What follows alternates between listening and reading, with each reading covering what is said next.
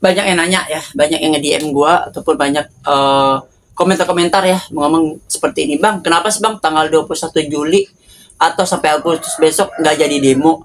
Kenapa batal demo? Dan siapa penggagas demo? Kenapa ada demo? Kenapa ojol-ojol demo lagi gitu kan?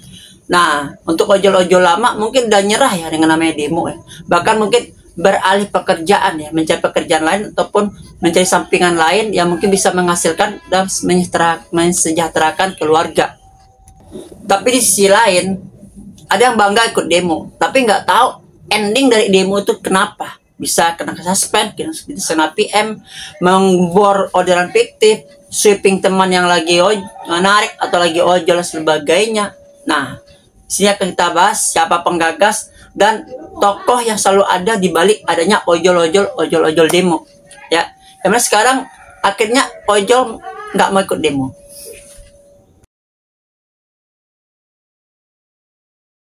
Assalamualaikum warahmatullahi wabarakatuh. Selamat pagi, siang, sore, malam, kapanpun, dimanapun, my friend, my bro, my sis. Kali ini kita coba lagi tentang membahas yang mana banyak kali nanya sama gue, bang, siapa sih bang tokoh di balik ojol-ojol demo nih? Apakah dia ojol juga bang? Kalau dia ojol, dia mangkal di mana bang? Dia ngebit di mana? Atau kalau dia tuh ngalong, dia ada stasiun nggak malam-malam?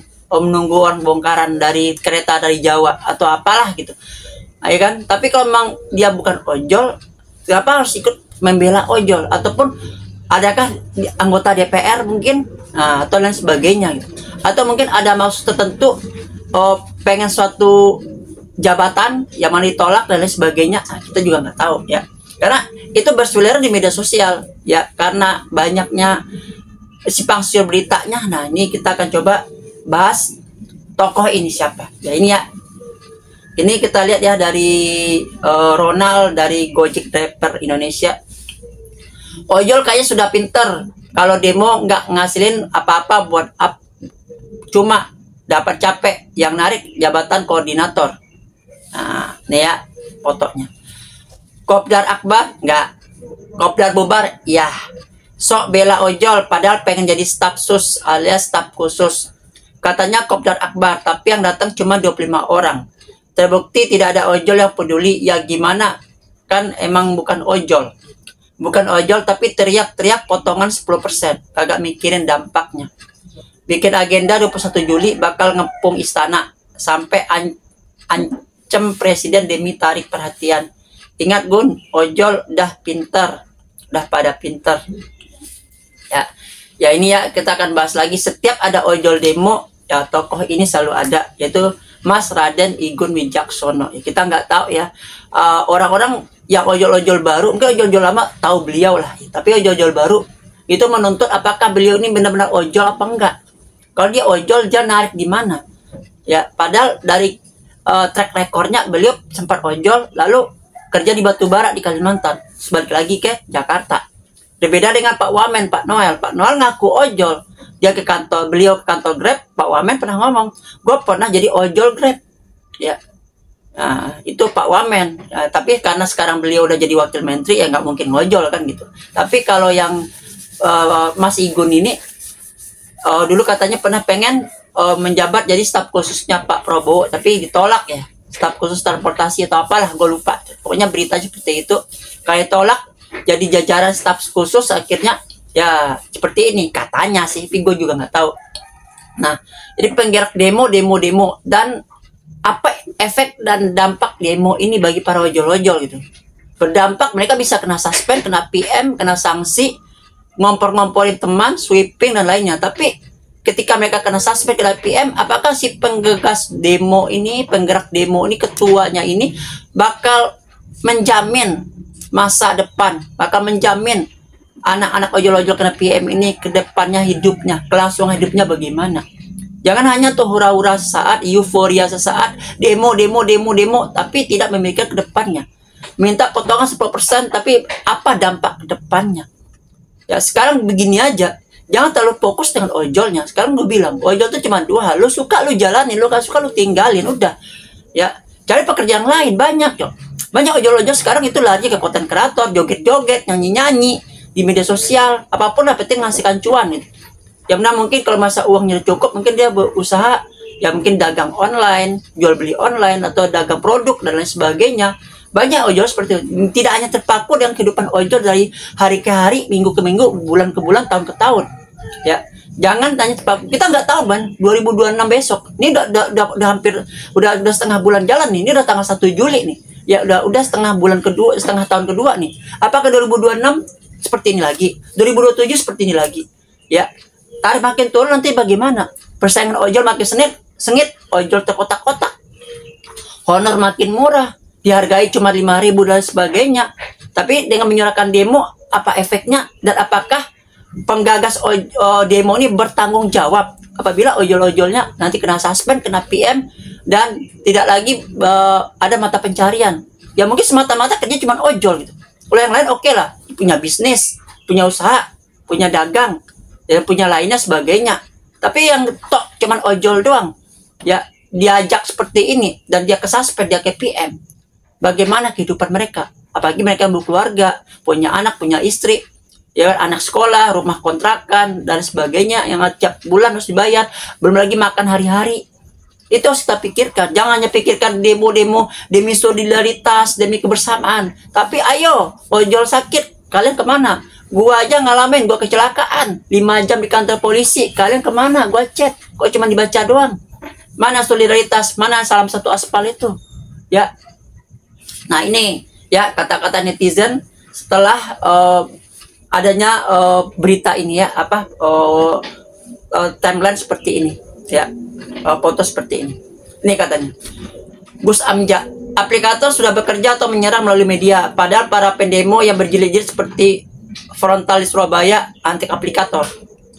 Mending aneh narik bang, aneh cuma infoin aja, ojol nggak jadiin alat buat jabatan. Jangan gitulah bang, jujur amat.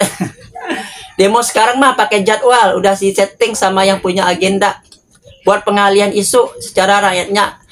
Semua hampir punya akun ojol semua. Jadi konsentrasi fokusnya terpecah. Ingat pas demo Indonesia mahasiswa gelap, media nggak ada yang liput. Nah ini masa demo nunggu Ono nyusun strategi. Kalau mau demo nggak usah berkuar-kuar. Tahu-tahu dah demo gitu. Kata orang tua dulu, kalau mau ngerjain sesuatu jangan berkuar-kuar dulu. Kalau berkuar-kuar nggak ada hasilnya. Ya benar, berkuar-kuar demo tanggal 21 Juli tapi hasilnya nggak ada, nggak jadi. Padahal baru tanggal 1 udah sekarang. Masih ada 20 hari lagi. Bener bang, nyatanya nggak ada hasil. Blok aja semua izinnya. Lu tiba-tiba demo, polisi langsung bubarin karena nggak ada izinnya. Itu namanya demo ilegal. Demo itu harus tersusun dengan jelas dan kudu ada izin juga. Ada senang banget nih buzzer kalau Kang Ojeknya punya pikir seperti ini semua. Ada lagi ngomong ini, lagi nyari panggung atas nama ojol. Saya bilang apa? Benar. Lah, emang baru tahu ya kalau di balik demo itu ada oknum yang bukan ojol mencari keuntungan pribadi. Cerdas lu bang. Ya, mending narik aja bang, biarin aja aplikator semaunya juga. Dan hal ini seperti inilah yang nggak akan ada perubahan buat negeri ini. Dan aturan untuk aplikator dan sangat cocok jika lo menjadi seorang pengkhianat atau cepu atau buzzer. Zaman sekarang susah, sekelas aplikator aja banyak buzzernya juga. Inilah era penggiringan opini. Siapa yang menang, ya yang bakalan dapat kepercayaan. Kenapa dia bisa berani begitu? Karena waktu dulu ajakan demo dia yang pimpin, banyak datang yang hadir. Bahkan waktu demo kemarin dia dikasih panggung. Besar kepala dia merasa semua ojol-ojol pasti mihak dan menurut perkataan dan ajakan demo dia. Saran gua mah jangan mau dah kalau diajak demo. Buzzer, aplikator. Ayo seruduk rumahnya, suruh mundur jadi serikat ojol. Ini orang udah kagak dapat jatah dari aplikator, makanya teriak-teriak potongan aplikasi. Jadi sekarang ojol-ojol yang kena imbas dijajah sama aplikator. Lu mau bilang apa mah, apa aja juga bodoh amat. Selagi dia masih bela ojol, tetap dukung daripada jadi penjelek kayak lu. Jadi pro kontra ada ya, ada yang senang, ada enggak, ada masih bela beliau juga ada enggak. Jadi kita lihat aja nanti ke depannya bagaimana.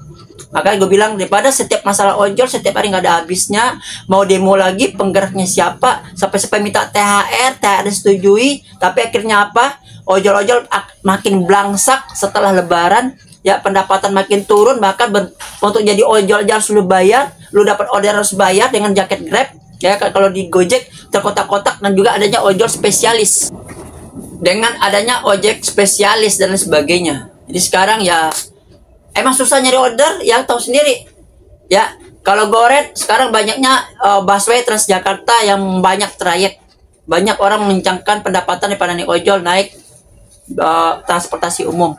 GoFood sekarang kenapa anyap? Di kotak-kotakin seperti double order atau menjadi slot, ya harga 5.000. GoSend juga ada slotnya, dan juga ada yang di multisend. Satu orang dapat 3 tempat berbeda pengiriman dengan 3 tempat yang berbeda tujuannya sama. GoMart juga seperti itu. Jadi sekarang emang anyep ya, inilah penyebabnya. Karena apa? Ojol sekarang udah pihak ketiga. Ya, lu dapat orderan itu bukan dari konsumen tapi dari server yang sudah diatur. Siapa yang paling murah, siapa yang menguntungkan aplikator, dia yang diutamakan. Tapi kalau nggak bawa, baru dikasih ke reguler. Jadi sekali lagi, daripada pusing-pusing, tanamkan di kepala ini dengan 2 hal. Ojol lu suka, lu jalanin. Lu nggak suka, lu tinggalin aja. Assalamualaikum warahmatullahi wabarakatuh. Salam satu aspal. Adios amigos and ciao.